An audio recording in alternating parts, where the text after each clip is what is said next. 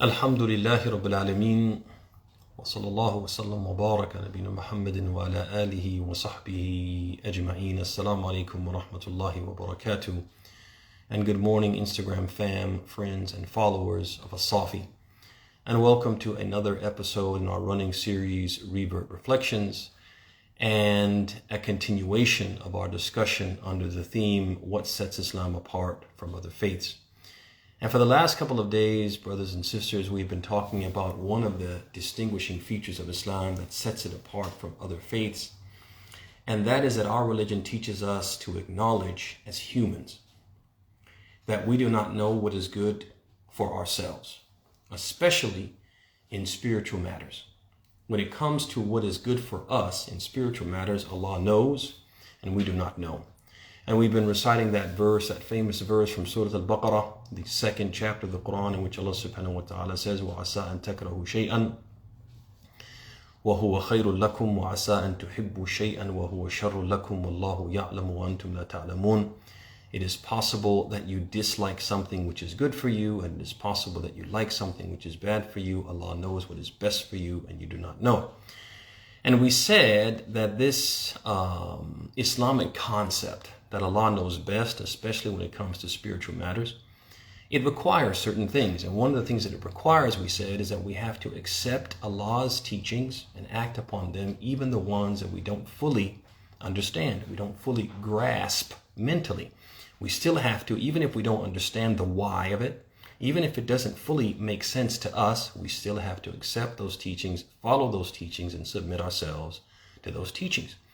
And we started talking about the implications of this. What does this mean in a practical sense? How does that impact how we behave, how we conduct ourselves as believers? And we said one of the implications is that we must strictly avoid inventing new ways to worship Allah that we assume will draw us closer to Him and earn us His pleasure. And we talked about that somewhat extensively yesterday.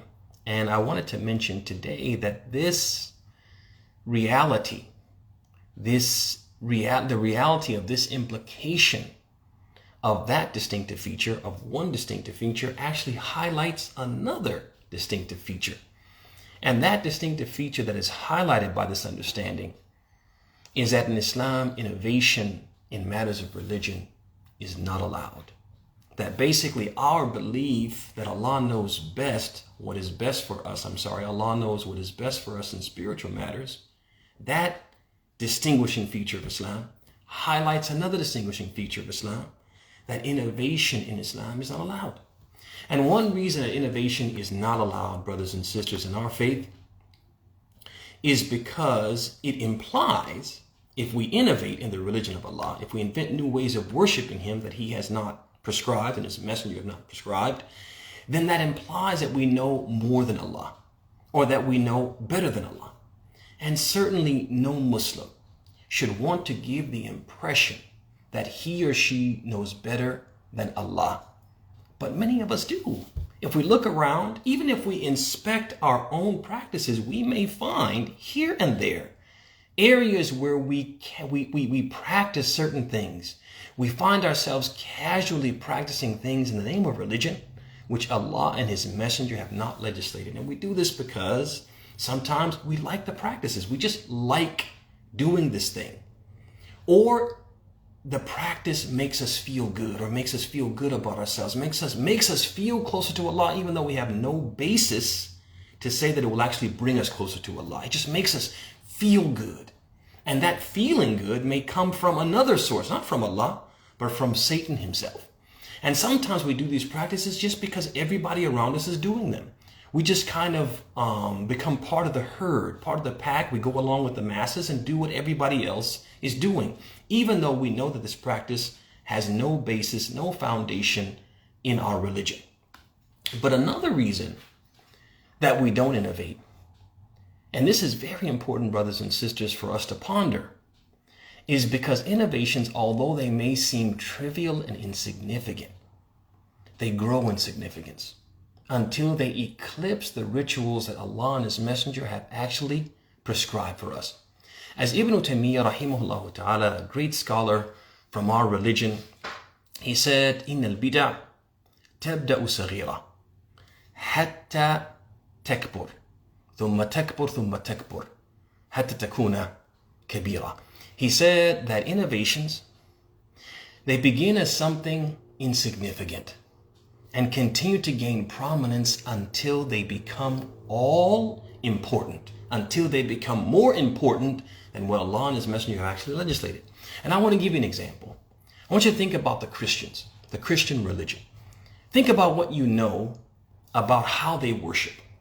The different ways that you've seen them worship, whether you used to be a Christian and you've actually been in those environments and experienced it for yourself, or you've seen on TV and you've talked to other Christians about how they worship and you've come to know something about how they worship. Well, what we know from their scriptures is that Jesus, Jesus alayhi salam, that he, in their scriptures, in one instance, he went into the Garden of Gethsemane and he fell on his face and he prayed. He prostrated, much like what the Muslims do and much like what all the prophets have done. He fell on his face and prayed. But you don't find many, if any, Christians offering prayer in this way in this day and age. You just don't find that. You find them making a joyful noise, singing, clapping. You find them sitting in pews. You find them playing instruments. You find them doing anything and everything which they have invented. And you don't find them practicing what their prophet actually practiced. These innovations have replaced the way actually taught and practiced by their messenger. And this is another reason, brothers and sisters, why we don't innovate in Islam. Because the deeds which Allah knows are best for us would ultimately be abandoned for those that we think are best for ourselves. And all of this goes back to everything that we've said today and everything we said yesterday goes back to this one essentially important, distinctive feature in our religion, and that is the conviction which must be affirmed by our actions. And this is critical. We can't just say that we believe this. We can't just say that this is a distinctive feature of our religion if we don't put it into practice.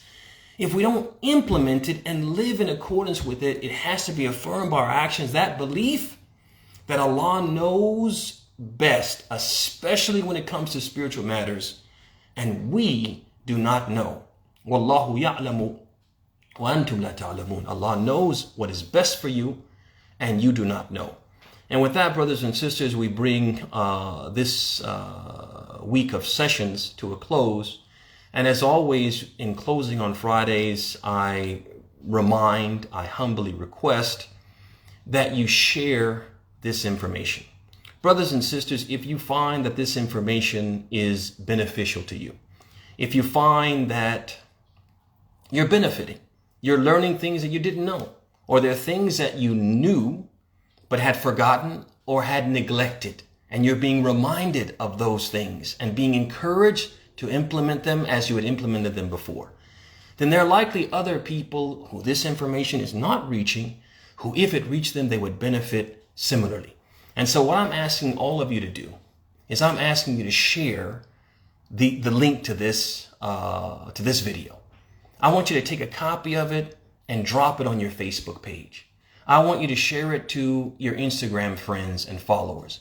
I want you to try to put it out there to your contacts and say, hey, I benefited from this and perhaps you will benefit from it as well. I need your help to make sure that these messages reach as many people as possible and help as many people as possible. Please help me in this endeavor by sharing this information to everyone you know and encouraging those that you know to follow us on Instagram, follow us on Facebook, and to subscribe to our YouTube page, as-Saafiy or as-Saafiy.